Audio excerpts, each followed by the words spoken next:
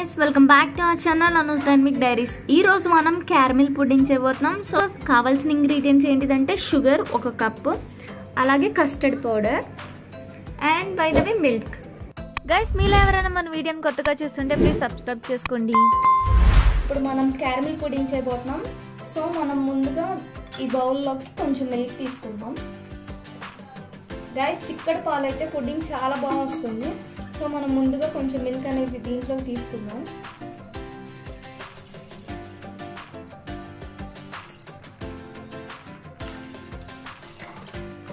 ఇప్పుడు నేను 500 ml milk packet తీసుకున్నానండి. దీంట్లో కొంచెం యాడ్ చేస్తున్నాను. అలాగే ఇంకొక బౌల్లో సపరేట్గా తీసుకున్నాను. ఇది custard powder. Custard powder 2 spoons ఉంటుంది, 2 టేబుల్ స్పూన్స్ ఉంటుంది. దీంట్లో మిక్స్ చేసేద్దాం. ఎటువంటి ఉండలు లేకుండా దీన్ని మనం మిక్స్ చేసేసుకోవాలి. ఎటువంటి ఉండలు లేకుండా మనం బాగా మిక్స్ చేసేసుకోవాలి.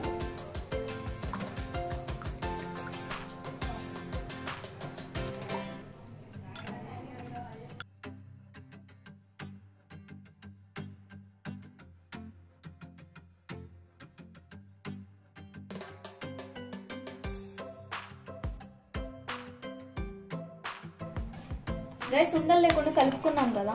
సో మనం షుగర్ అనేది యాడ్ చేసుకోవాలి. ఒక 2.5 స్పూన్ షుగర్ అనేది యాడ్ చేశాను. సో మనం వీటిని బాగా కొంచెం మరగనిద్దాం. థిక్నెస్ అనేది మనకు చాలా బాగా రావాలండి.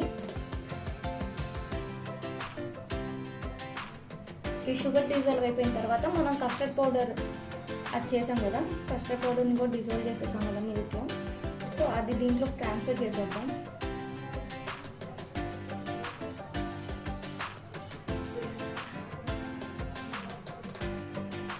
మిక్స్ చేసుకుంటూ ఉండాలి.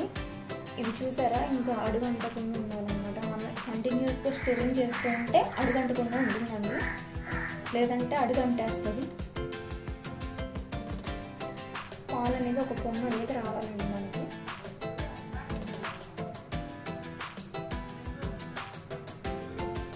ఒకసారి టేస్ట్ చూడండి, రుచి సరిపోతుంది కదా. గ్యాస్ చూస్తున్నారు కదా, పాలు అనేది కొంచెం బాగా తెరులుతున్నాయి.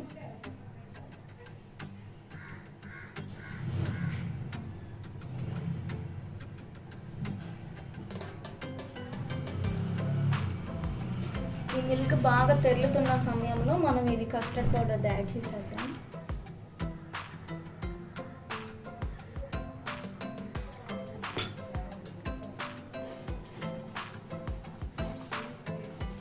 రైస్ బాగా మిక్స్ చేసుకోండి.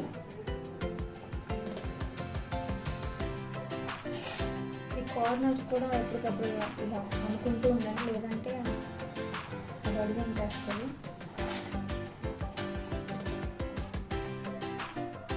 కంటిన్యూస్గా స్టిర్ చేయండి. పాలు అనేవి చిక్కబడుతున్నాయండి, కొంచెం కొంచెంగా చిక్కబడుతున్నాయి చూసారా.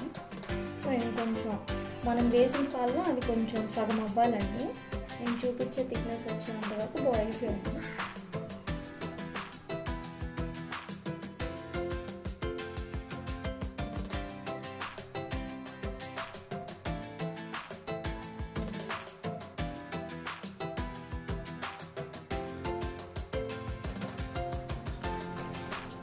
గాయ్స్ చూస్తున్నారు కదా, ఈ కన్సిస్టెన్సీలో రావాలి మనకి.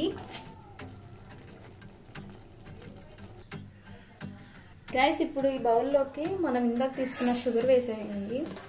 అలాగే షుగర్ వేసుకొని కొంచెం వాటర్ యాడ్ చేయండి. కొంచెం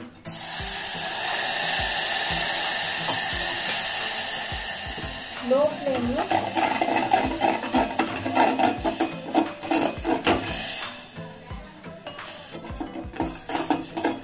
కొంచెం వాటర్ యాడ్ చేసుకొని లో ఫ్లేమ్లో రెడ్డిష్ బ్రౌన్ వచ్చేంత వరకు ఈ సిరప్ మనం చేద్దాం, ప్రిపేర్ చేద్దాం.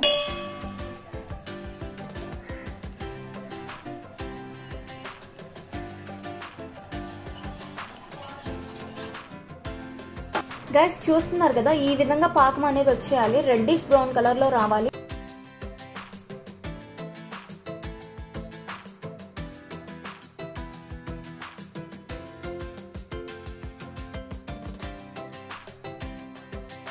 రైస్ ఇప్పుడు ట్రాన్స్ఫర్ చేసేసుకోండి. మనం ఈ కన్సిస్టెన్సీలో ప్రిపేర్ చేసాం కదా, దీన్ని ట్రాన్స్ఫర్ చేసేసుకోండి.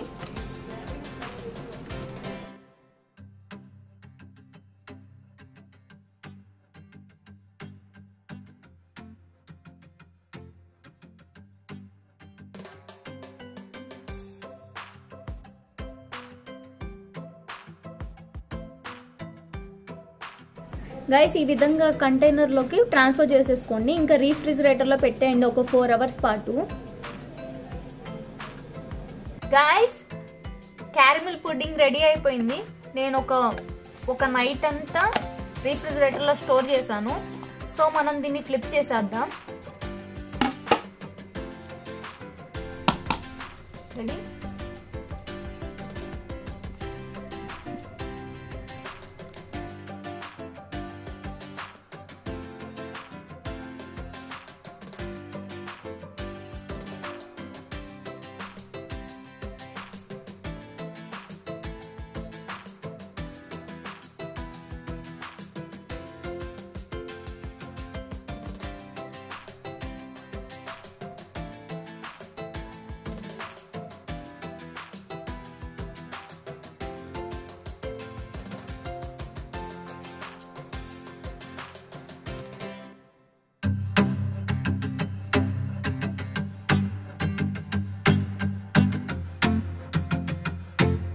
గైస్ మీకు ఈ వీడియో నచ్చినట్లయితే please do like, share and subscribe.